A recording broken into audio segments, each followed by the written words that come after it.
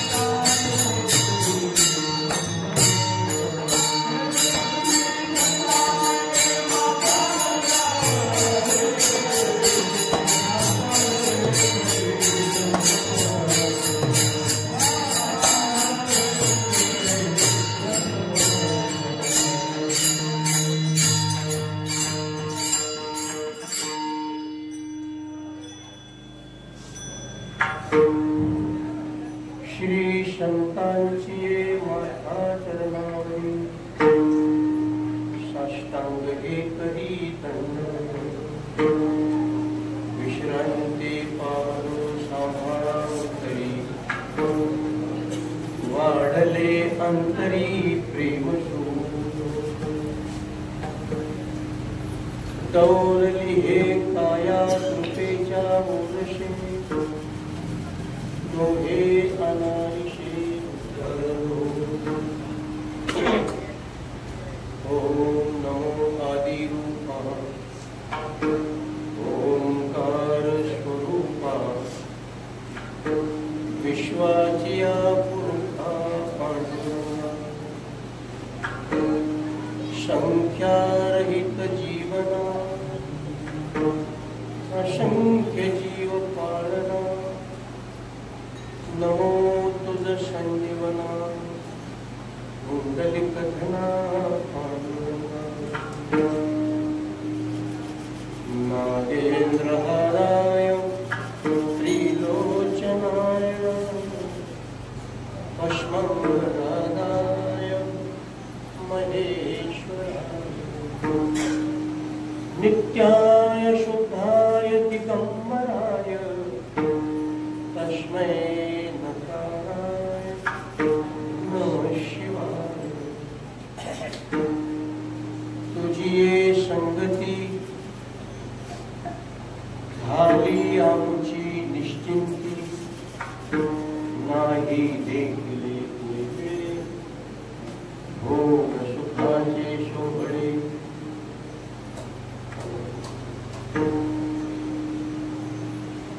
जमलेली सर्व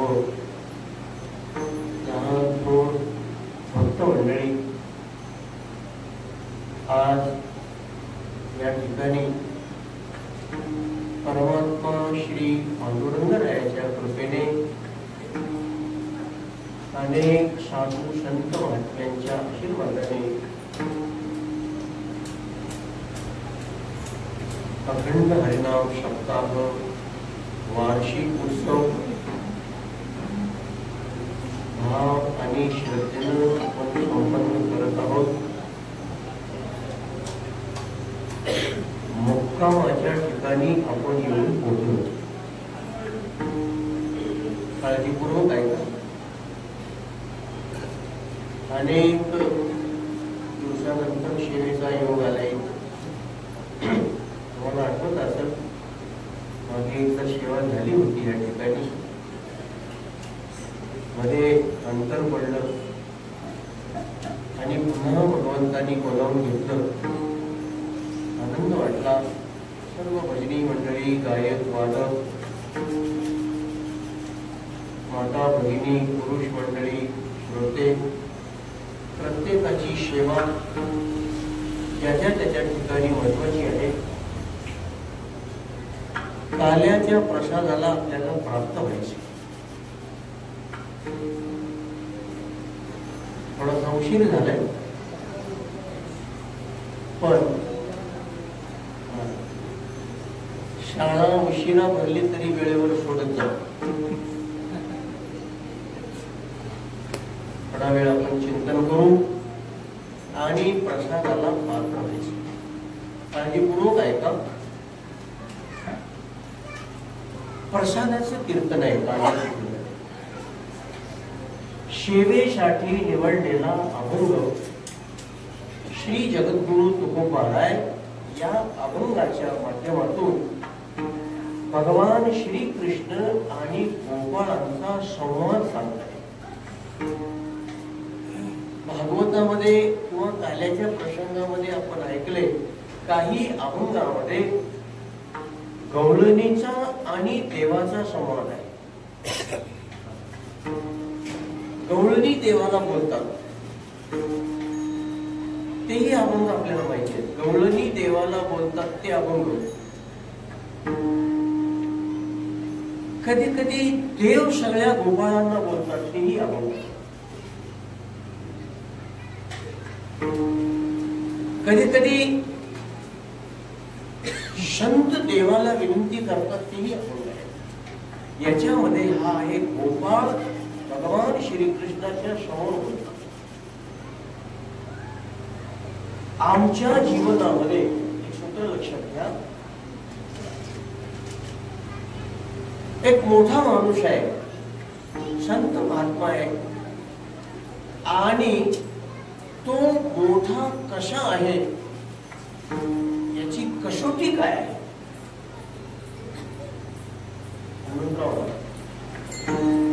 तो मोठा आहे, संत महात्म्याच्या संतत्वाची, त्याच्या देवत्वाची कसोटी काय आहे.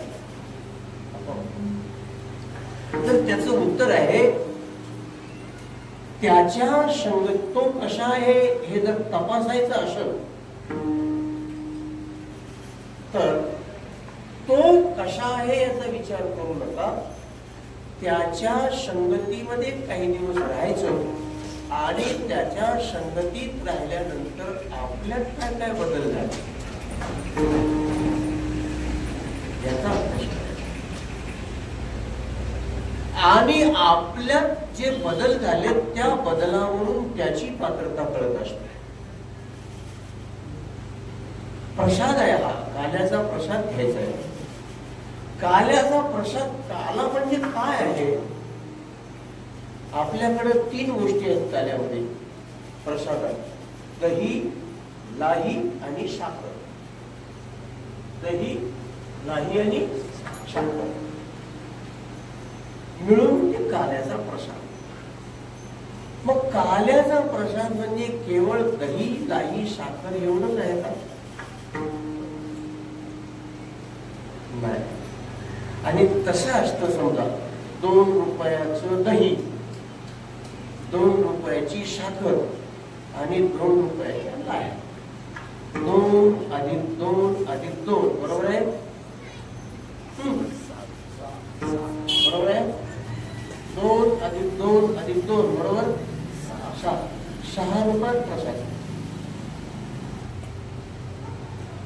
एवढा स्वस्त झालाय का?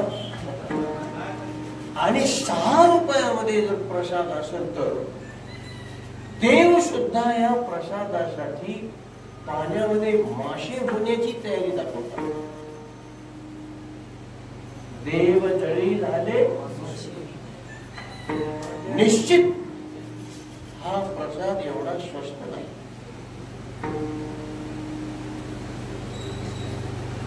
आणि श्रीमद भगवद्गीतेच्या 2ऱ्या अध्यायामध्ये मिळाल्यानंतर काय होत असतं लक्ष द्या. ज्या वेळेस आपण सगळ्यांनी सेवा केली त्या सेवेचा आता आपल्याला प्रसाद घ्यायचा आहे. आणि प्रसाद मिळाला, प्रसाद आपल्याला मिळाला, याला पुरावा काय तर गीता सांगते की ज्याला प्रसाद मिळाला त्याच्या जीवनामध्ये 3 गोष्टी घडत असतात. कायम लक्षात ठेवा. क्रमांक 1, त्याच्या जीवनातून सर्व दुःखाची निवृत्ती होते. किती झाले? 1, दुःखाची निवृत्ती. क्रमांक 2 मध्ये चित्ताची प्रसन्नता. सोप्या नाही गोष्टी आहे. चित्ताची प्रसन्नता. आणि क्रमांक 3 मध्ये भक्ती रसामध्ये आवड निर्माण. ते कधी विचारलं तुम्हाला सांगता. क्रमांक 1 दुःख निवृत्ती प्रसाद मिळाल्यानंतर. क्रमांक 2 चित्ताची प्रसन्नता. क्रमांक 3 भक्ती रसाची आवड. आता श्लोक सांगू. प्रसादे प्रसादे सर्व दुःखानां हानि रस्योपजायते प्रसन्न चेतसो ध्यासो बुद्धी पर्यवतिष्ठते. आणि ह्या 3 गोष्टी ज्यावेळेस घडतात त्यावेळेस ते प्रसाद किती महत्वाचा आहे. प्रस्तावना सांगतो. आणि मग आपण एवढा दुर्मिळ प्रसाद आहे, त्या प्रसाद घेण्याकरता देव सुद्धा पाण्यातले मासे होण्याची तयारी दाखवतात. ते प्रसादासाठी आपण धडपड करायला पाहिजे. आपल्यालाही मिळावा तो प्रसाद. पण मी थोडं उलट सांगतो. इतका महत्वाचा प्रसाद आहे आणि तो प्रसाद मिळाला पाहिजे म्हणून धडपड केली पाहिजे. बरोबर आहे. पण मी असं सांगतो की प्रसाद घेण्यासाठी धडपड अजिबात करायची. आता शंका येईल की इतका महत्वाचा आहे मग का घेऊन नाही प्रसादासाठी. ते काही ठिकाणी आपले दहीहंडी फोडतात ना. दहीहंडी फोडतात.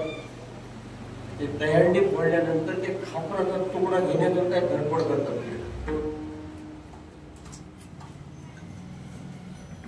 बरं वाटलं. जनरेटर लई दूर असून तर जवळ असून आवाज दूर आहे. खापराचा तुकडा. ते एका बाईने आम्हाला सांगितलं.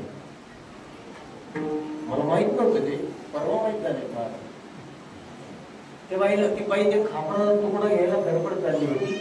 मी म्हणलं इतकी धडपड कशाला त्या खापराच्या तुकड्यासाठी दहीहंडी फोडलेली. ती बाई म्हणते मला महाराज तुम्हाला माहित नाही. तुम्हाला माहित नाही महाराज तुम्हाला माहित नाही. या खापरामध्ये लक्ष्मी असते. आणि खापर घरला नेल्यावर त्या घरला काय येते? लक्ष्मी येते. खापर घरला नेल्यावर काय येते? लक्ष्मी येते. माझा तुम्हाला प्रश्न आहे. खरंच त्या खापरानं जर लक्ष्मी आली असती तर कीर्तनकार महाराजांना ते खापर तुमच्या वाट्याला येऊ दिलं असतं.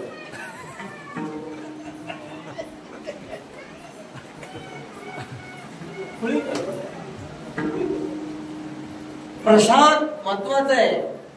प्रसाद मिळणं आवश्यक आहे.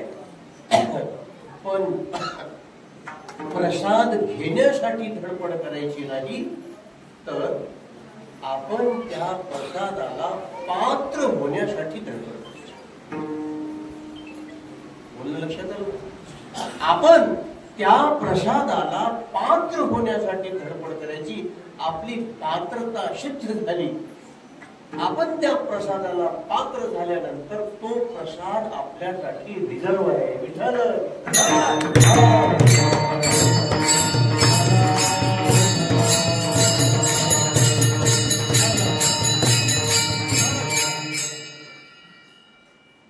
महाभारतातलं प्रसिद्ध उदाहरण सर्वांना माहिती आहे. खाली पाण्यामध्ये त्याचं प्रतिबिंब बघायचंय आणि वर बाण मारायचं. ते माशा आहे. माशा म्हणजे ते यंत्र आहे आणि ते स्थिर नाही. ते कसं आहे? कसं आहे? फिरतंय. त्याच्याकडे बघायचं नाही, खाली त्याचं प्रतिबिंब बघायचं आणि प्रतिबिंब बघून त्याला बाण मारायचा. आणि तो बाण देखील त्याच्या शरीरात कुठेतरी मारायचा नाही,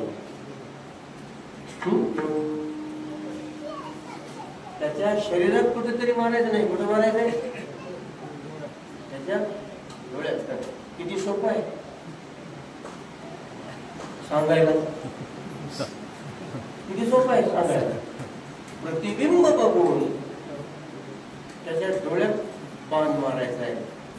खूप संख्या जमली आणि त्या प्रत्येकाला सांगण्यात आलं, हा चला बघा बाबा. त्याच्यातले बरेच जण असं म्हणले की आम्ही बघायला आलो, आम्ही बघायला आलो. त्याच्यामधून एक जण तयार झाला, त्यानं ते आव्हान स्वीकारलं. कथा सर्वांना माहिती आहे. ती अट त्या द्रौपदीसाठी होती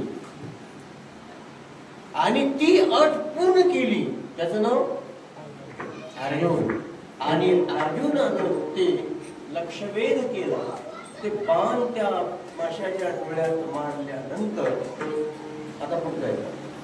मग त्या द्रौपदीच्या बापाला त्या अर्जुनानं तुमची मुलगी मला द्या हो म्हणून विनंती करण्याची गरज आहे का? आता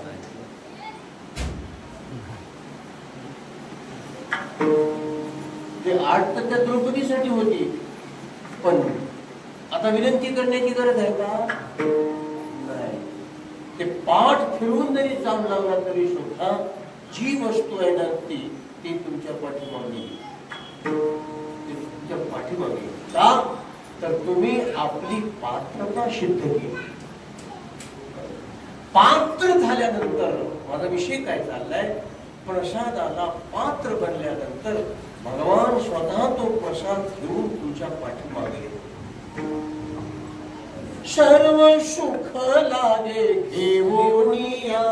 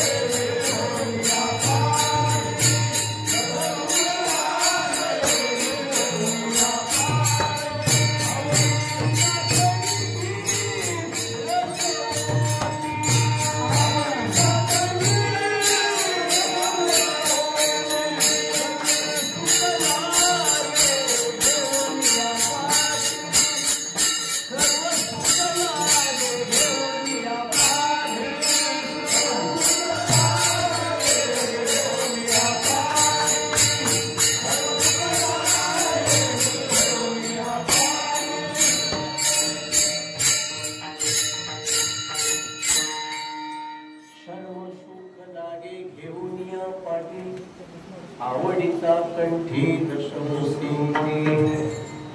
तो परमात्मा आपली पात्रता सिद्ध झाल्यानंतर तो प्रसाद घेऊन आपल्या पाठीमागे प्रसाद देतो. प्रसाद घेण्याकरता धडपड करू नका. प्रसादाला पात्र आणि पात्र होण्यासाठी हे सगळं करावं लागतं. सेवेसाठी निवडलेला अभंग हे गोपाळ भगवंताच्या समोर उभे आहेत आणि त्याच्या संगतीमधून आमच्यात काय काय बदलतं. आम्ही खूप जणांची संगती करतो. त्याच्या मागे जा, त्याच्या मागे जा, त्याच्या मागे जा. अनेक जणांची संगती केली. त्याच्यामध्ये सांगू, देवाची मुलाखत घेतली. एक जण मुलाखत घेतली. भगवान, आम्हाला तुमच्याकडून काही उत्तर पाहिजे. मुलाखतीमध्ये माईक धरतात समोर. काय उत्तर पाहिजे? प्रत्येक माणूस तुम्हाला जीव घातल्याशिवाय जेवत नाही. शब्द काळजीपूर्वक आहे. आम्ही देवाला जीव घातल्याशिवाय जेवत नाही. हे नैवेद्य. सगळं जग तुम्हाला जीव घालतं. देवाला विचारलं मुलाखत घेणाऱ्या, तुम्ही सांगा कोणाच्या घरचं जेवण तुम्हाला आवडतं?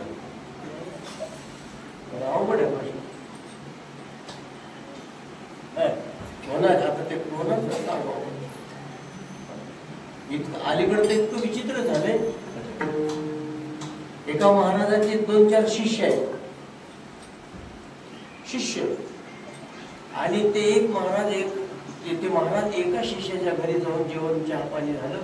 ते दुसऱ्या शिष्यानं सांगितलं, विनंती केली, महाराज आमच्या घरी चला. ते महाराज म्हणले आता वेळ नाही. झाले सगळं, गेले नाही.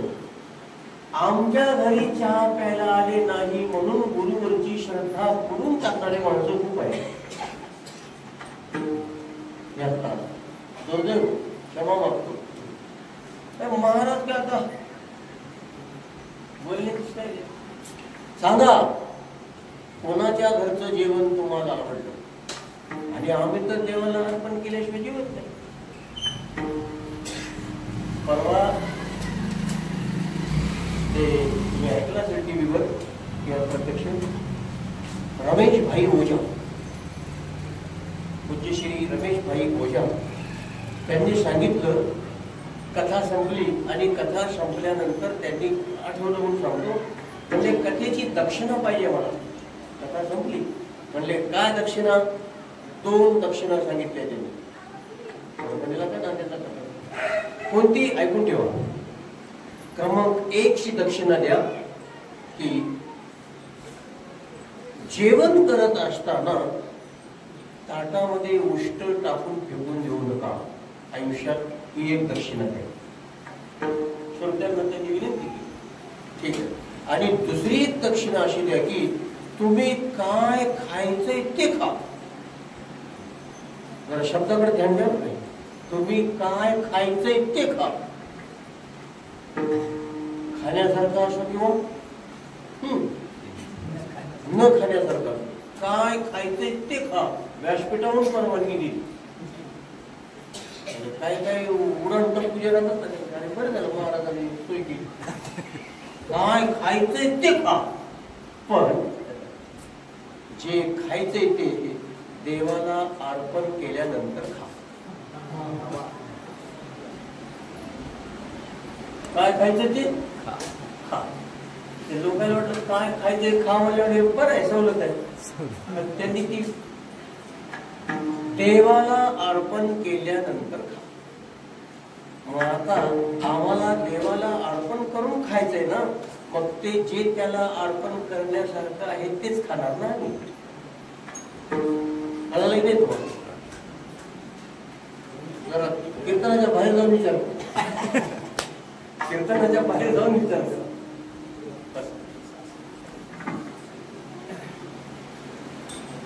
आम्ही देवाला अर्पण करतो. सांगा देवा, जे अर्पण करण्यासारखं आपण खाणार. नॉनव्हेज पण करतो. विठाला विठाला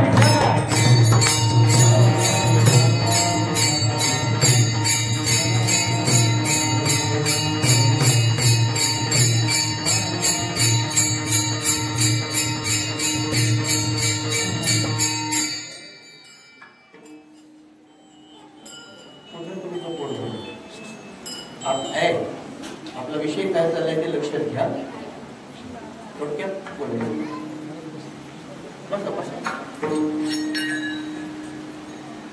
देवाला जरा एक धर्मसंकट पडलं. आता कोणाचं नाव घेऊ? त्याच्या घरी मला आवडलं म्हणावते हे नाराज होईल, त्याच्या घरचं आवडलं म्हणावतं ते नाराज होईल.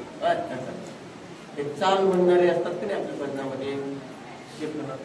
मग आता महाराज माणसानं महाराजाला विचारलं तर जास्त चांगली चाल म्हणणार कोण आहे सांगा बरं. का तापच आहे. महाराजाला विचारलं जास्त चांगली चाल कोण, खरा गायक कोण आहे सांगा. आम्ही म्हणलंय हे अमुक खरा गायक. तर ते म्हणजे मी काय खोटा आहे? अवघड आहे. जाता जाता सांगतो, माझ्या मते मलाही काही थोडा बहुत अभ्यास केलेला आहे आपण. श्रेष्ठ गायक कोण ऐकून ठेवा. तर श्रेष्ठ गायक त्यालाच म्हणतात त्याला पाठीमागं व्यवस्थित गाता येतं.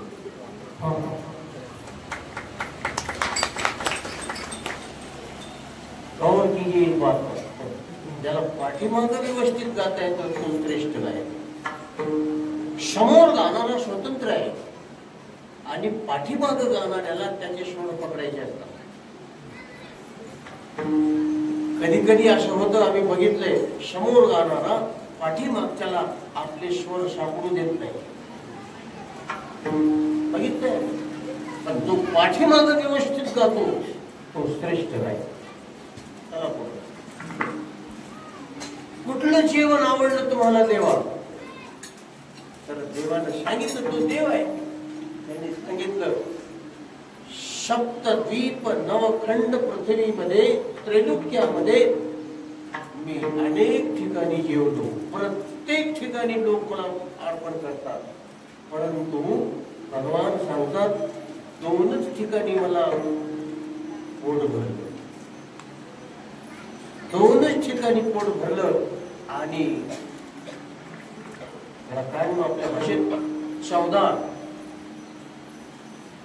भोजन मिळालं. सांगा ते दोन नावं. ऐकून ठेवा. ते दोन नावं सांगत असताना भगवान श्रीकृष्णांनी परमात्म्यानं दोन्ही ठिकाणी नावं महिलांची दिली. कारण ते अन्नपूर्ण आहेत ना. दोन ठिकाणी माझं पोट भरलं आणि त्या दोन महिलांची नावं घेतली. भगवान स्वतः नाव घेतात आणि क्रमांक 1 मध्ये नाव घेतलं शबरी. क्रमांक 1 मध्ये शबरी आणि क्रमांक 2 मध्ये विदुर काकांची पत्नी, विदुर पत्नी सुलभा. आता तो तुम्हाला सांगतो. सप्तखंड नवद्वीप में भोजन कियो अपार. एक शबरी के एक विदुर के स्वाद लियो दो ही बार. शबरीच्या घरी मला पोटभर समाधानकारक जेवण मिळालं आणि विदुर पत्नीकडं विदुराच्या घरी जेवण मिळालं. बाकीचे ते आता नमस्कार. बरं, या दोन्ही ठिकाणी कोणते पक्वान्न होते?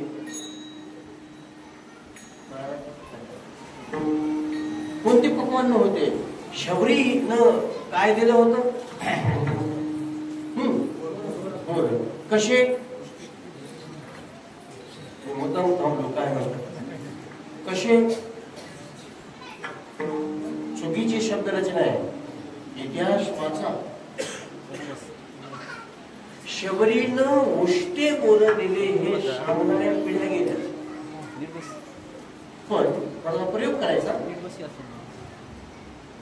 भेटली समजा शबरी आपल्याला, समजा भेटली आपल्या माता भगिनी, लक्ष द्या.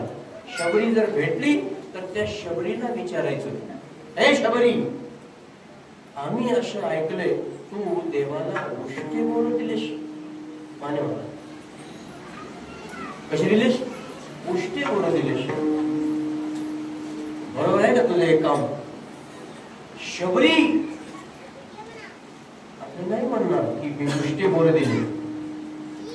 तिनं प्रत्येक पोराचा आस्वाद घेतला आणि गोड लागल्यानंतर आईला जसं गोड लागलेलं घास आपल्या बाळासाठी ती बाजूला काढून ठेवते, तसं ते शबरीनं गोड लागलेलं बाजूला काढून ठेवलंय.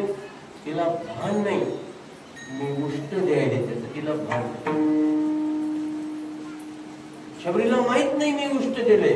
आणि ते खाणाऱ्याला विचारा आता, त्या शबरीनं तुम्हाला उष्टे बोर दिले म्हणे, तुम्ही खाले, तर ते खाणार आहे म्हणे गोड बोर गोड दिले तिनं, उष्टे होती की नाही मला काय माहित आहे.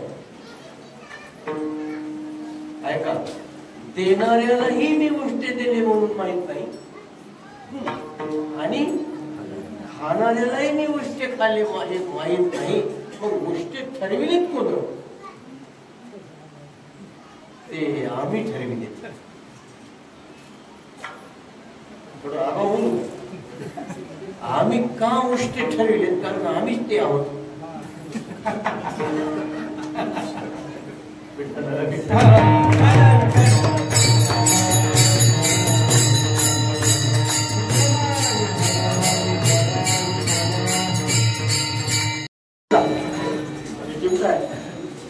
अरे बाबा, उष्टे बोलत दिले असं नाही, भाव आहे. आणि जर हे उष्टेपणा जर असतात तर ते बाबा माझं तिथं पोट भरलं म्हणत होता का? आणि विदुर पत्नीनं काय दिलं होतं? महाराष्ट्रीयन संतांनी लिहिले कन्या, विदुराच्या, आणि उत्तरेकडच्या संतांनी लिहिले भाजी. तसे अभंग आहेत, पद आहेत, भजन आहेत. शाग शब्दाला आहे सूरदास.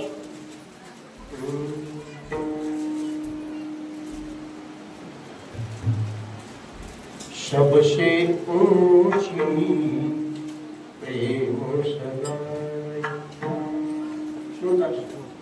शबशे ऊंची प्रेम सगाई, दुर्योधन का मेवा त्यागे. अर्थ स्पष्ट है. दुर्योधन का मेवा त्यागे, शाग विदुर घर खाई, ऊंची प्रेम सगाई. दोन ठिकाणी पोट भरलं, सगळीकडे जेवलो. तसं हे गोपाळ सांगतात, आम्ही प्रत्येकाची संगत केली. माऊली लिहितात, जीव विषमावयाची झाडा, शेंग धावा धावी करीतसे बापुडा, परी शोय कवनी ही कडा न लगे जीवी. असू दे, इतक्या माणसाला आवाज पुरितो. विठ्ठल विठ्ठल.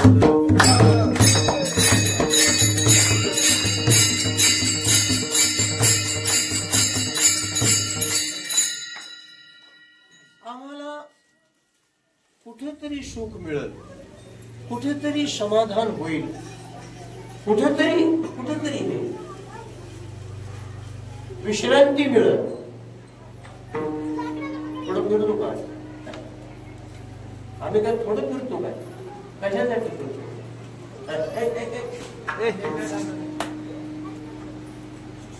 मी काळजीपूर्वक बोलतो. कशा करता फिरतो? कुठेतरी समाधान मिळेल, कुठेतरी समाधान. महाराज, विश्रांतीसाठी आमची धडपड आहे. मैत्री आणि याज्ञवल्क ऋषी यांचा संवाद या उपनिषदामध्ये, ते मैत्री नावाच्या पत्नीला याज्ञवल्क ऋषी सांगतात, नवा अरे पत्यू कामाय पुत्रं प्रिया भवति, आत्मनस्तु कामाय पुत्रं प्रिया भवति. नवा अरे पत्यू कामाय छाया प्रिया भवति, आत्मनस्तु कामाय छाया प्रिया भवति. त्याचा अर्थ असा आहे, मुलगा मुलासाठी आवडत नाही, स्वतःसाठी आवडतो. पत्नी पत्नीसाठी आवडत नाही, स्वतःसाठी आवडते. स्वतःच्या समाधानाकरता फिरणं आहे. खूप ठिकाणी फिरलो पण विश्रांती भेटली नाही. आज फक्त इथं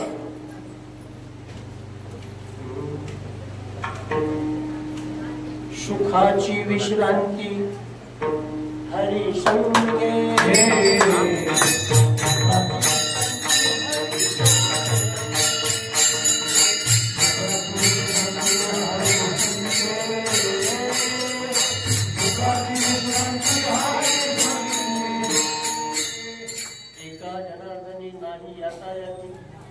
सुखाची विश्रांती तुम्हाला कुठेच विश्रांती भेटणार नाही. इकडं जा तिकडं जा तिकडं जा तिकडं जा. बहु कामे मज नाही आराम, एक शालिता पुढे उभे. कोणतं काम संपलं संसारातलं म्हणजे विश्रांती भेटत. कोणतं संपलं. एका बाईच्या अंगणामध्ये मांजर मरून पडले. घराच्या समोर अंगणात मांजर मरून पडले. मांजर म्हणून टाकून द्यायचं. बाई आंघोळ झाली, त्याची शेवळ्यामध्ये पूजा करायची राहिली. अरे इकडे रे बाबा, ते एका माणसाला बोलवलं, ते मांजर नेऊन टाकून दे, की आंघोळ केली शेवळ्यामध्ये आहे. ते म्हणलं मांजराचे 10 रुपये पडतील. कशाला देऊन टाकाय. म्हणजे एवढे मांजर आहे होणार की बोल 10 रुपये पडतील. अगोदर दे. ते 10 रुपये दिले. ते मांजर घेऊन गेलं. ते टाकून आले. ते बाई घरात जाऊन झाडलो करून पुन्हा बाहेर येऊन मोठे दरवाज्यात तर गुंड येऊन मरून पडले. कसं आलंय की कोणीकडे आलंय गोष्टीतला आहे. गुंड येऊन मरून पडलाय. आता प्रश्न, मांजराला 10 रुपये तर गुंठाला किती रुपये? वजनावरून लावा, साईजवरून लावा. हे मांजर काढून टाकून थोडं वेळ विश्रांती झाली असं वाटावं, तोपर्यंत गुंड येऊन मरून पडतो. त्याचं नाव संसार. एक शालिता पुढे उभी. विश्रांती नाही बाबा, सगळ्यांना पाठ असलेलं प्रमाण. लहान लेकरं सगळं. परवा एक आमच्या तिथे दुसरीच्या वर्गातलं पोरग सुद्धा म्हणाले संसार दुःखमुळे. आता दुसरीच्या वर्गात ते पोराला म्हणावं संसार दुःखमुळे. त्यानं काय बघितलंय? पाठ झाले सगळ्यांना प्रमाण. संसार दुःखमुळे चौकडे त्याची चाले मुलं काढली. सुरुवात चाली बदलच झाली.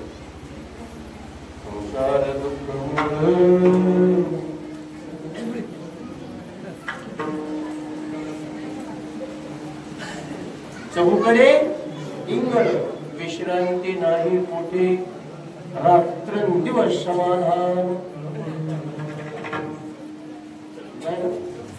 त्या अभंगात नाही संसाराचा समाधान कुठेच नाही. विश्रांती नाही, विश्रांती नाही. पण खरंच तुम्हाला विश्रांती पाहिजे ना. भगवान सांगतात तुम्हाला कोणीकडे जरी गेलात तरी विश्रांतीसाठी माझ्याजवळ यावं. ते गोपाळ सांगतात की आम्ही अनुभव घेतला. याच्याजवळ बसलो, त्याच्याजवळ बसलो, त्याच्याजवळ बसलो, सगळ्याजवळ बसलो, पण विश्रांती घेतली नाही. तुझ्याजवळ बसलो महाराज. तुझी संगती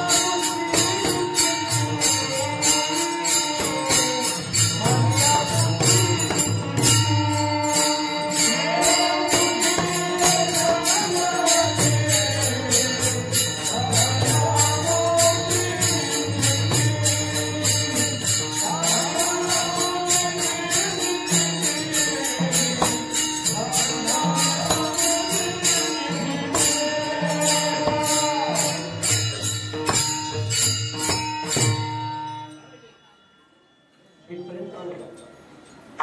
तुझी संगती केली हे परमात्मा, हे भगवान, हे कृष्ण, हे कान्हा, आमचं जीवन निश्चिंत झाली आमची.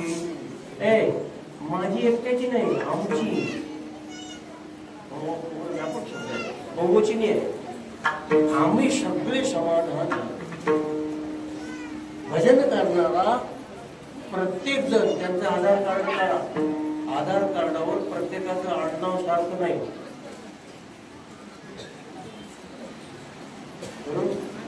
ते आडनाव एकच आहे नाही, पण गळ्यात टाळ घेऊन उभं राहिल्यानंतर सगळे भाऊ. तुकोबारायांनी अभंगामध्ये आम्ही शब्द शेकडो ठिकाणी वापरला. शेकडो ठिकाणी आम्ही आम्ही आम्ही आम्ही समाधान आहे. भजन करणारा त्याला एकट्याला त्याचं फळ मिळत नसतं, तो स्वतः सांगतो आम्हा सगळ्यांना मिळत. आधारे आमची निश्चिंती. काय झालं बा? नाही देखील ते वेळे. जे बघितलं नव्हतं ते बघायला मिळालं. काय बघितलं होतं? हेच इंग्रजींनी हाती धंदा वेगळं, ते वेगळं, गोविंदाचे पोवाडे वेगळं. आणि इकडे या, इकडं साया शेकरीशी प्रपंच. हे फक्त म्हणून टाकायचं नाही, तर त्याचा अर्थ समजून घ्यायचा. प्रपंच रात्रंदिवस करतोस.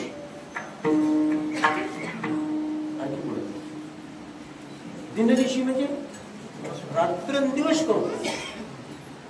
नुसतं रात्रंदिवस करतो नाही, सायासानं करतो.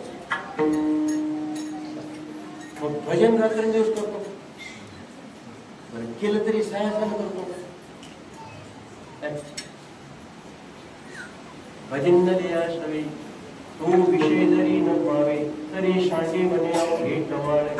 आमच्या मनासारखं जर होत नसेल तर याचं काय पडलंय म्हणायला तयार आहेत. माझं क्षमा मागून सांगतो, कितीतरी वर्ष भजन केलेल्या माणसाचं चित्त सुद्धा एखादा प्रतिकूल प्रसंग येऊ द्या डळमळीत होत असते. महाराज काय विठ्ठल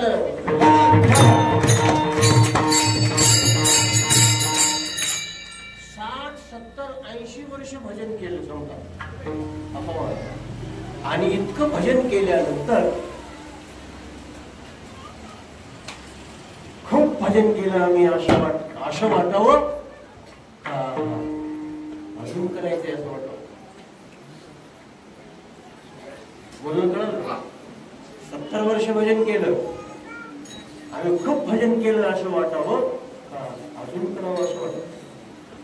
काय वाटावं? दोन प्रश्न. अजून भजन करावं असं वाटलं पाहिजे, खूप केलं आम्ही असं वाटतं.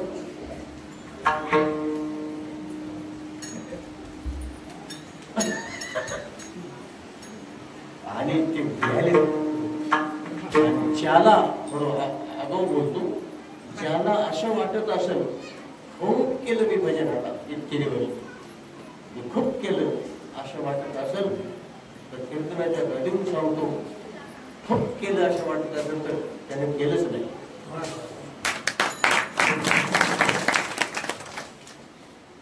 केलंच नाही. श्री तुकोबाराय म्हणतात भजन केलं नाही. आता या शरीराची समाप्ती होण्याचा टाइम आला, पण भजन करायची इच्छा आणखी राहिली, म्हणून मी पुन्हा भजनासाठी जन्म घेईल.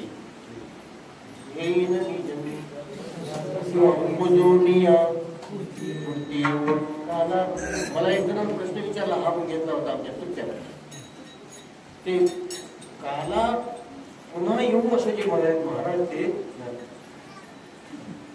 काला मिळाला नाही म्हणून येऊ म्हणाले का मिळालेला पुन्हा खाण्यासाठी येऊ म्हणाले? उदाहरण देऊन सांगतो. तुमच्या घरी आम्ही आलो आणि आमच्या सोबत वैजनाथ आपला दुसरे एक माणूस दोघं आलो तुमच्या घरी, आणि तुम्ही एक सुंदर अशा प्रकारचं शरबत दिलं आम्हाला प्यायला. सरबत दोघांनाही दिलं. उदाहरण आहे,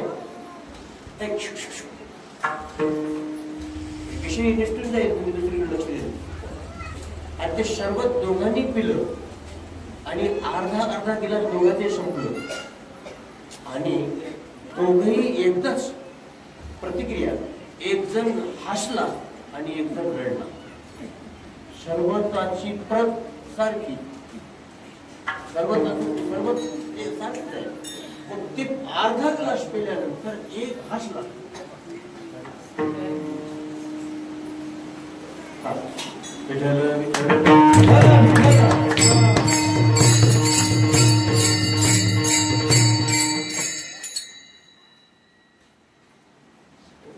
विचार घरात उठते.